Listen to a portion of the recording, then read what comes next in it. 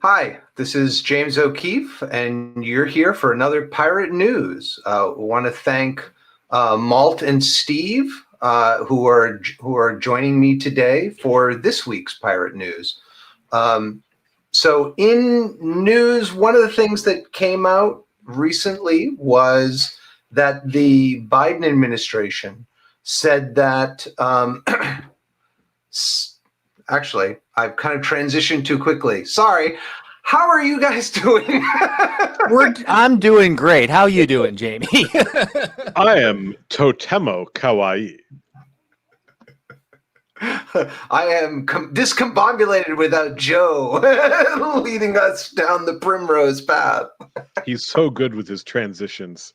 He transitions so good. He's perfect. Flawless every time. I feel bad for ever criticizing him. I'm sorry, Joe. I'll take it back. Yeah, he's just got the week off. It's chill. Absolutely. We all right, so where were we?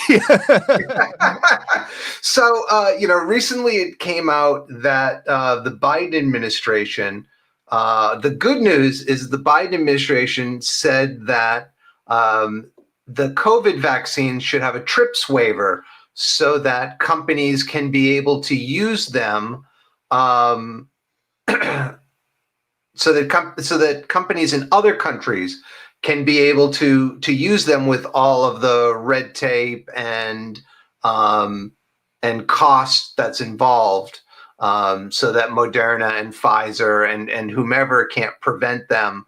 We're seeing a huge expansion of the pandemic in India, and they could use more vaccines there as well, although they are one of the biggest suppliers. So that's the good news. What's the bad news? So the bad news is that we aren't the only party that has a say-so in this matter. About 3 days ago, after Biden approved the plans, Germany, another member of the World Trade Organization, shut down the plan to authorize this. The problem being that in order to negotiate this waiver, all 164 member nations of the World Trade Organization would have to agree on the waiver.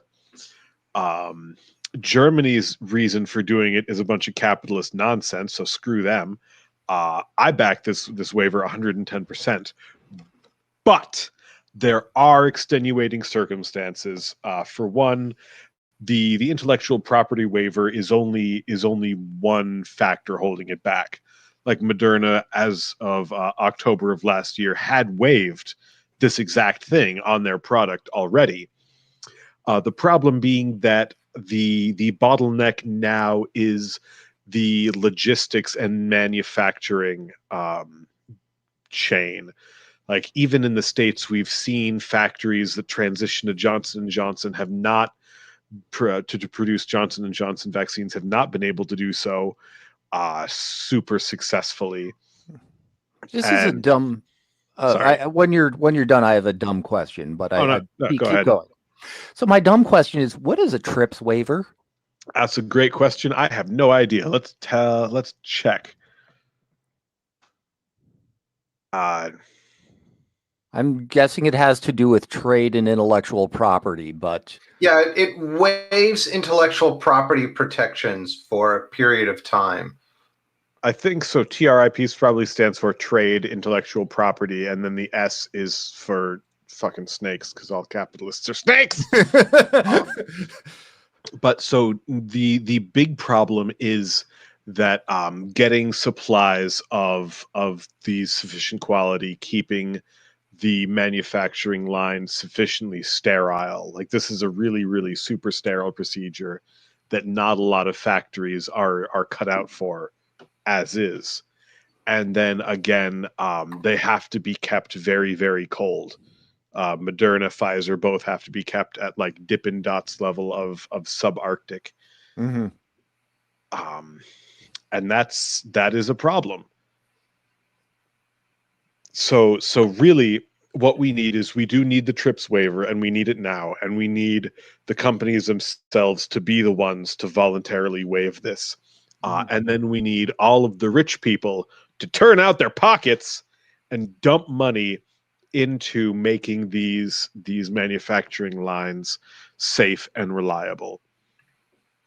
Well, one of the interesting things that came out from Cory Doctorow, which he posted on his pluralistic.net blog of a forum, is he looked at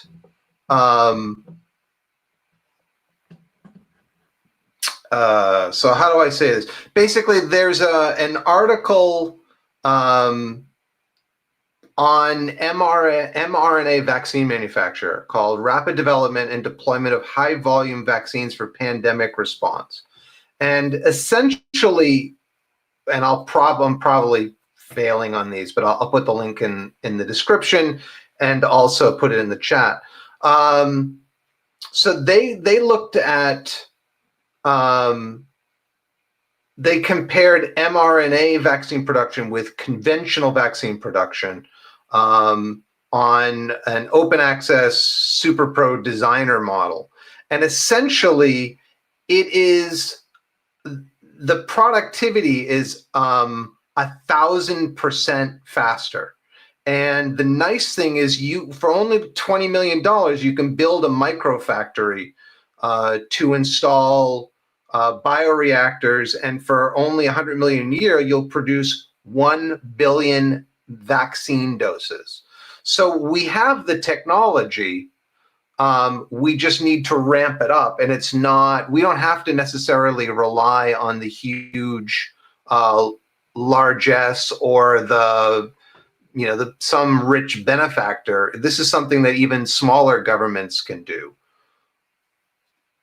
And it's really, really exciting because it's not, there's some other mRNA research that's going on. But this could really be, you could have these things in various parts of the United States, various parts of South America or Africa, Europe, Asia, and be able to turn these things out quite effectively. That is frankly, like, that's basketball player money. Like, I was thinking it was going to have to be like Elon Musk, Jeff Bezos, like vampire lich money.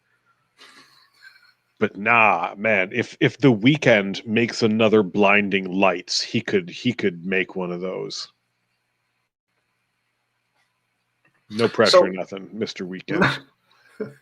One other thing is the German Pirate Party has already come out opposing the Germany blocking the TRIPS waiver. So good shout out to our friend pirates in Germany for their efforts in that, and I'll put that in the chat. But of course, the COVID pandemic still ravages many parts of the world, and thankfully is slowly coming under control here. I hope all of you watching, and certainly you two, Steve and Malt, have gone out and scheduled your vaccinations. Oh, I'm done. In 1 week, I will be ready to make out with strangers. I put my name in the queue for the mass vaccination sites, and I'm still in the queue. There's two near me. There's a Heinz Convention Center, and there is one at Roxbury Community College. So that's a quick bike ride into Boston, and hopefully we'll see when my number comes up. One thing I'll also recommend is if you go to, I think it's vaxfinder.mass.gov, you can also search for things. I know I managed to get something at a local Walgreens, and they were nice because I could schedule both appointments at the same time. Whereas I know, my wife went to the Heinz Convention Center, and she scheduled her first shot, and then once that was done, then she could schedule her second shot. So that's something to think about, is if you go there, if you get the right time, slots open up. Yeah, I will say Massachusetts is finally, as action at the large sites is winding down, they are putting more effort into community and walk-up clinics. Worcester has had one the past few days this weekend. So that's great to see, because that is going to be the next big hurdle, is like, now that we've got the supply, it's an accessibility issue. Absolutely. Speaking of accessibility issue, so recently a investment fund broke NASDAQ. What happened there, Steve? Well, I guess, I don't know if it's more of you could file it under accessibility issue, or you could file it under greedy capitalist. I don't know. He's trying. He's trying. I give you credit, Jamie. So, this is just one of those heartwarming little programming mishaps, which I'll kind of refer to as Y435K. So on the stock exchange, one of the things that you got to keep track of is the share price. And because now the New York Stock Exchange uses an integer representation, whole numbers. So because, whole numbers are exact. So what they do is it's basically they take the share price and multiply it by 10,000, right? It works. And, you get exact numbers.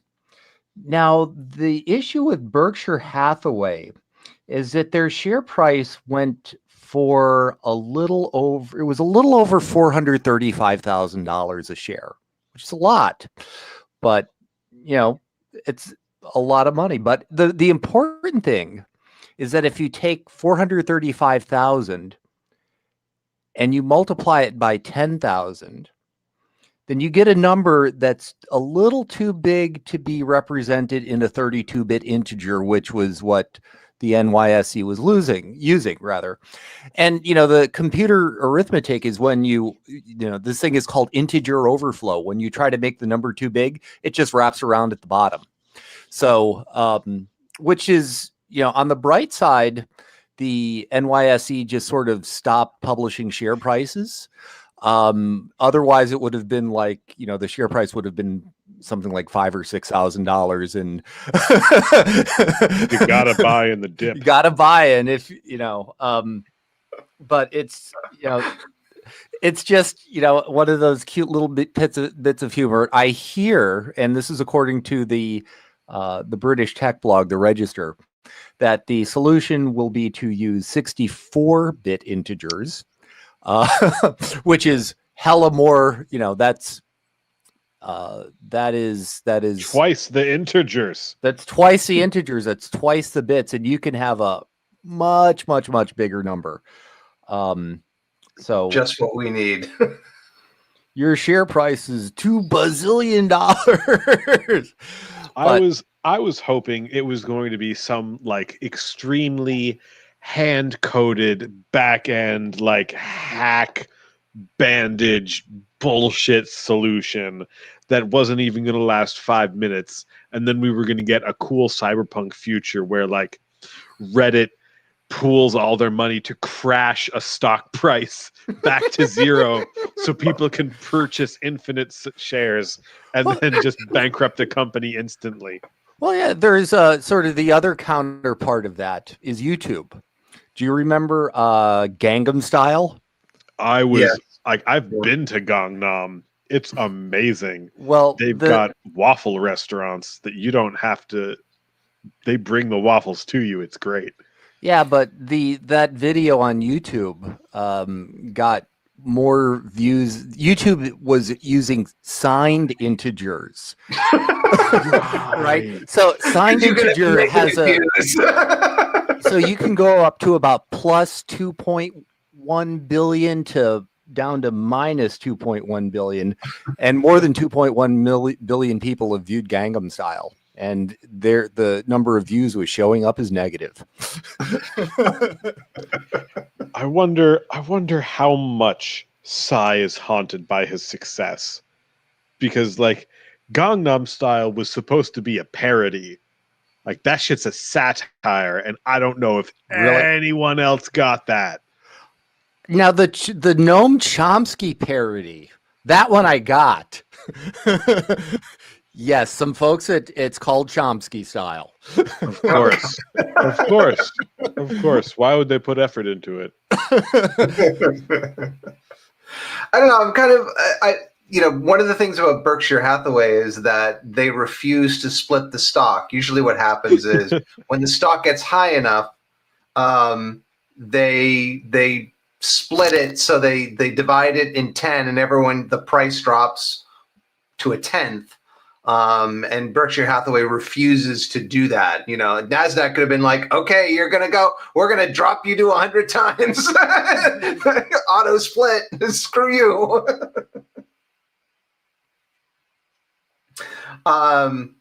Speaking of screw you, recently it came out that with the pandemic, the New York State is looking at forcing internet service providers to provide a lower tier, specifically a $20 200 megabit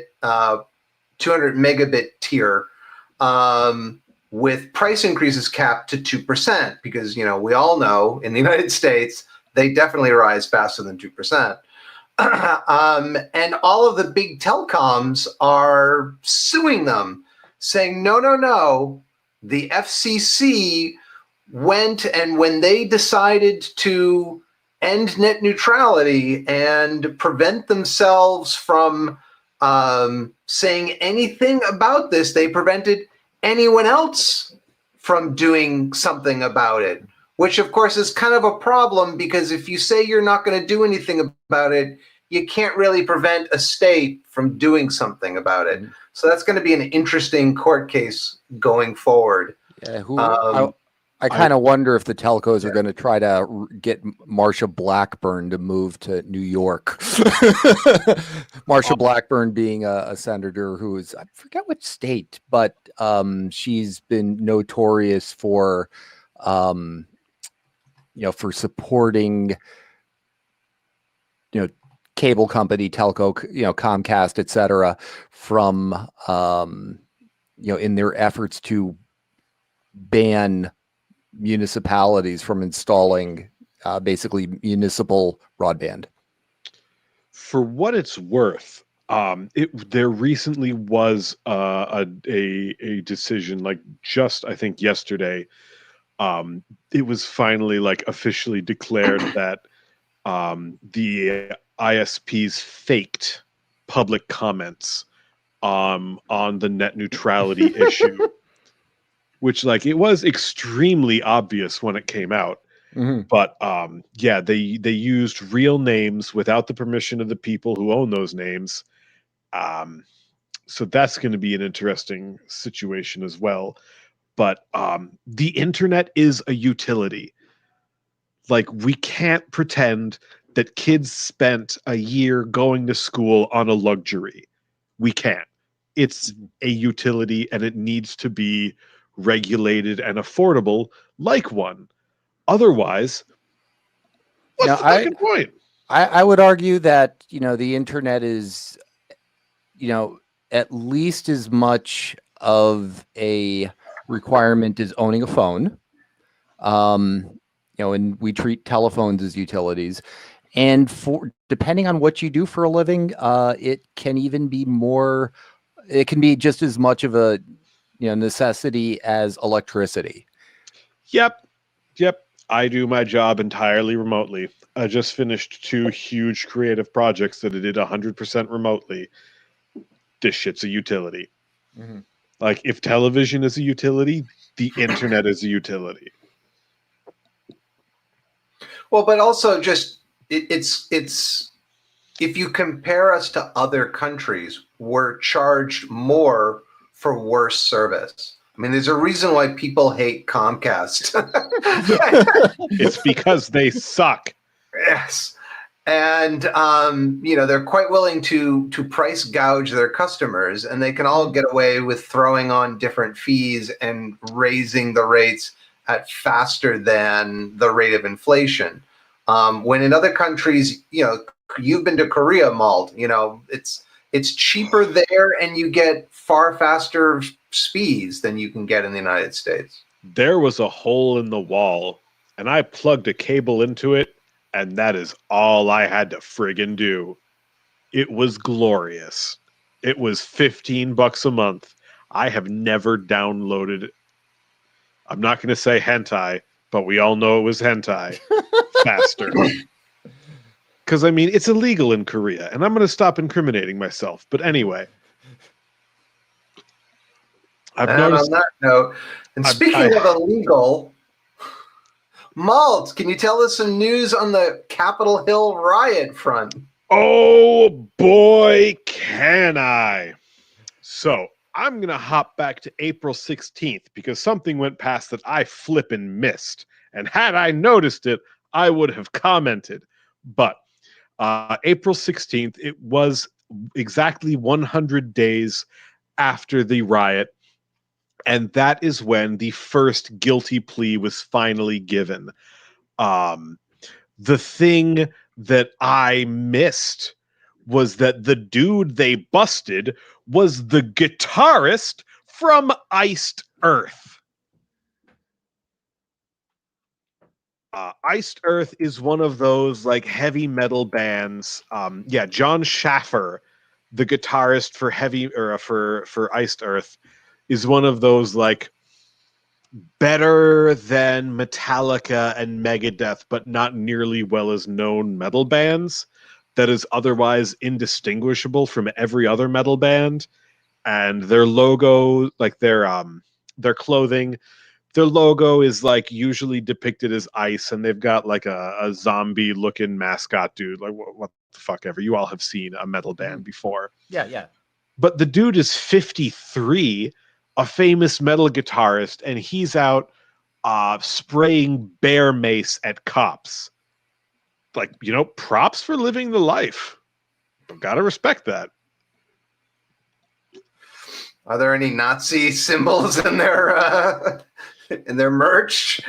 To be fair, they are not National Socialist death metal. They are not affiliated with that scene, and I know a few heavy fans of theirs, and they are as they were fans of theirs, and they are as anti-white supremacist as they come.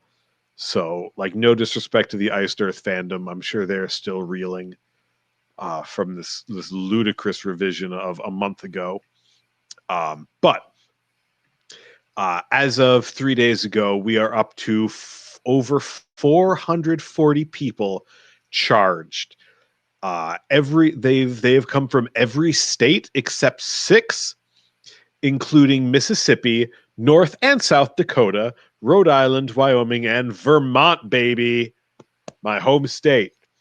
The gender split I found was interesting. There are 7 times as many men arrested as women. 7-1 men heavy. The average age is 39. The and 7-to-1 split doesn't surprise me. Not at all. I mean, if you like think of the Proud Boys, they are white male chauvinists, and they're they're super open about that too. Yep. The thing that keeps the fact that I can't get over is the average age is 39. Like, of the 44 military and police, military veteran, active service, and police arrested, I think it was 34 of them are are retired. This is like a silver army. This is disproportionately old, and I don't think people are really talking about like why that is, what that means, and like what the ramifications of this are. I mean, it's also disproportionately well off. We're not talking billionaires, but we are talking people who have their own businesses and have sufficient time that they can get off, they can take off work or they don't have work, and be able to travel to DC for a while. Yeah, and that could be the reason behind the high average age is it takes you a while to build up that kind of a cushion. You know, The videos that came out from the lobbies of the luxury hotels in DC that night, where they're just sitting around laughing and drinking, they still haunt me. But yes, a lot of these are like rural suburban royalty. I grew up in this kind of situation, so I've seen these kinds of families where if you own a business, you are a you are a social level above the people that work for you, and it's not expressed like wealth is expressed in the cities. So like you're wearing like your clothes aren't going to be brand new all the time, but it's going to be like Carhartts. You're going to be rocking an $80 work jacket. You're going to be regularly wearing like $60 a pair of jeans. You're going to have new recreational snow equipment. You're going to have like a custom trailer for your motorcycle rather than like towing it by like just a chain or whatever. mm-hmm. And like you're gonna regularly go out. Like you might not own property. Like you might be raking in the low six figures, but like the low six figures in a place like Bucks County, Pennsylvania, Oh yeah, will get you a mansion. Yep. And that's, yeah, like I think that's what a lot of folks who grew up in cities might not be picking up on. Like people, there's like when those photos came out of that one dude that got arrested, he had a trailer and a dumpster and like some ATVs, and people saw like, oh my God, they're so poor. He lives in a trailer. He has a dumpster in his front yard, and he's just got ATVs parked in front of his trailer. That means poor white trash. And then you sit there and think about it and like, how expensive is a dumpster? How expensive are ATVs? Like, that's what redneck wealth looks like. I say, drinking my PBR.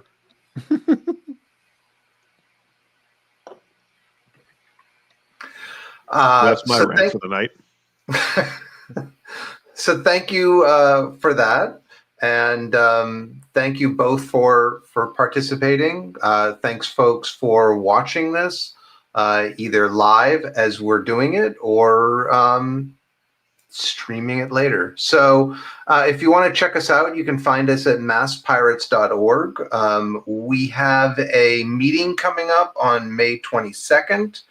I'll put the registration link in the description as well as in the chat now.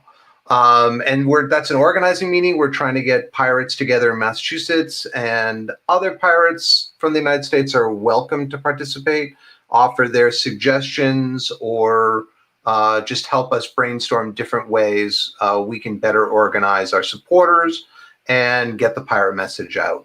So again, thank you very much. If you have any suggestions going forward, you can put a comment in here. We'll check that out. You can email us at info@masspirates.org. You can always find us at masspirates.org. We're here. We're on Twitter. We're various places around. And additionally, as always, if you like this video, please, give it a thumbs up. Please subscribe and hit that bell. So that you can get notifications. We do these every Sunday at 7:30 p.m. Eastern Time. So thank you for watching, and have a wonderful week.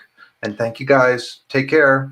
90% of the rioters arrested have been arrested because of their social media posts. So don't rat yourself out. Keep it anonymous. Shit post safely. That's the Malt Schlitzman way. All right. See you guys next week. All right. Take care. Bye. Farewell. We are